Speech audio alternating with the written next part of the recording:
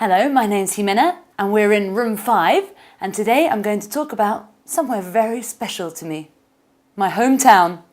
It's not just any old hometown, it's Wimbledon. Now, I say this to Spanish people and they always say, Wimbledon, Wimbledon. And I'm like, no, Wimbledon. It's spelt funnily, but that's its little quirk. Now, everybody knows Wimbledon because of something, that's right, the tennis. It's famous for the tennis, and I won't deny it, I'm very proud of it.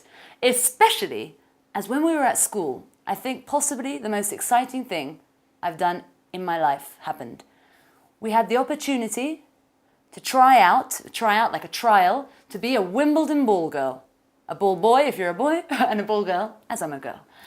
And I remember the day the application forms came through, we were so nervous, but very, very excited. And you had to do rigorous training. You had to stand still, literally still, for, it felt like 2 hours, but it was about 30 minutes. But they watched every move you made. If you flinched, you were out. That's it, out.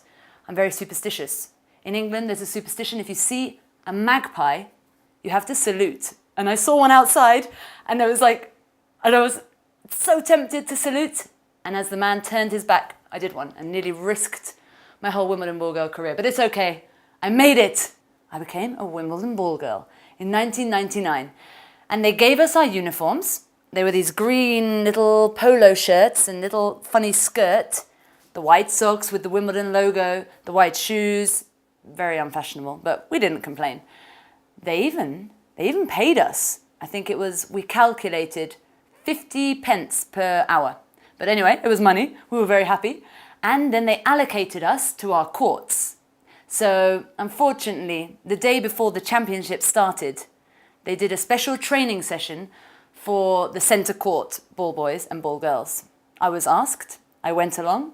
I completely ruined the ball change. I threw the balls the wrong way. I was rolling them the perfect roll, but completely the wrong end of the court. So funnily enough, I wasn't selected for centre court or court 1. But it's okay, court 14 is much better. Court 15 if you're lucky. So then the first day we were so nervous and so excited, and I was chosen to be at the net. The net is on the ground by the net in the middle, not the ones at the back.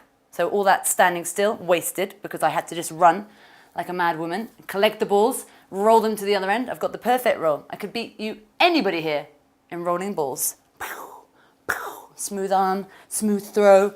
Anyway, so it was tiring because the sun, for the first time in England, it was a hot summer. It was a boiling hot summer, and we just had to keep rolling, running, rolling, running. But we saw so many famous people. Japanese people were coming up to us saying, please, please, can we buy your uniform? We'll pay you, I can't remember how many dollars, millions of dollars. I didn't sell. I'm not a sellout.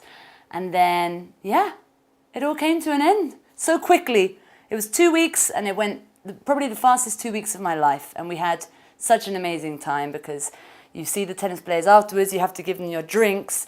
And on the very last day, for the women's final, they chose us to stand there. They chose 20 of us to stand on court and shake hands with the royal family and the hierarchy of the tennis world that were there.